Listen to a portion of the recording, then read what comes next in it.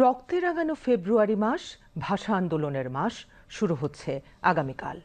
১৯৫২ সালের ২১শে ফেব্রুয়ারি রাষ্ট্রভাষা বাংলার দাবিতে দুর্বার আন্দোলনে সালাম, জব্বার, শফিক, বরকত ও রফিকের রক্তের বিনিময়ে বাঙালি জাতি পায় মাতৃভাষার মর্যাদা এবং আর্থসামাজিক ও রাজনৈতিক প্রেরণা।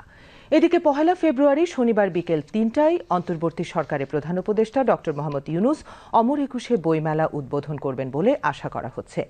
এবার মেলার রং হিসেবে বেছে নেওয়া হয়েছে লাল, কালো ও সাদা। বিপ্লবের প্রতীক হিসেবে লাল, শোকের প্রতীক হিসেবে কালো এবং আশার প্রদীপ হিসেবে থাকবে সাদা। জুলাই আগস্টের ছাত্র জনতার অভ্যুত্থানের মধ্য দিয়ে ফ্যাসিস্ট আওয়ামী লীগ সরকারের পতন হয়েছে, তাই অন্যান্য বছরের তুলনায় এবারের অমর একুশে বইমেলার প্রেক্ষাপটটাও ভিন্ন।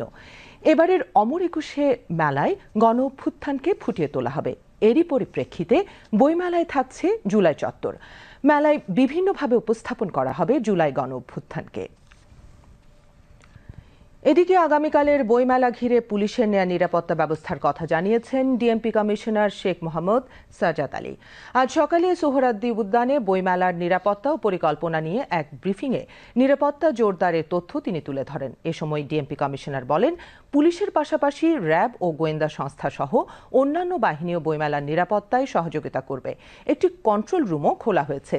পুরো বইমেলাকে সিসিটিভির আওতায় আনা হয়েছে বলেও জানান ডিএমপি কমিশনার। তিনি জানান, কোনো বিস্ফোরক দ্রব্য বা মাদক যাতে মেলার মধ্যে ঢুকতে না পারে সেজন্য তল্লাশি চলবে এবং ডগ স্কোয়াডও কাজ করবে।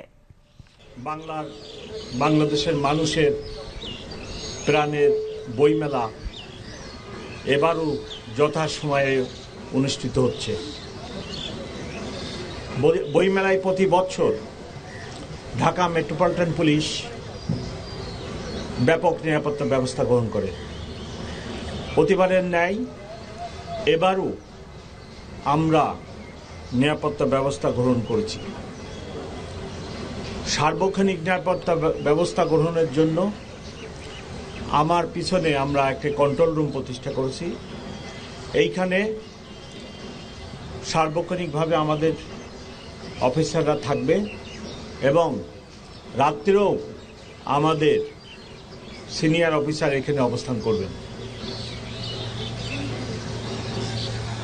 সিসিটিভি দ্বারা সমগ্র এলাকা নিরাপত্তা বেষ্টনীর মধ্যে আনা হয়েছে এবং এই কন্ট্রোল রুমের মাধ্যমে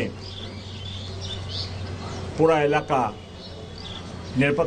এলাকার নিরাপত্তা ব্যবস্থা তদারকি করা হবে।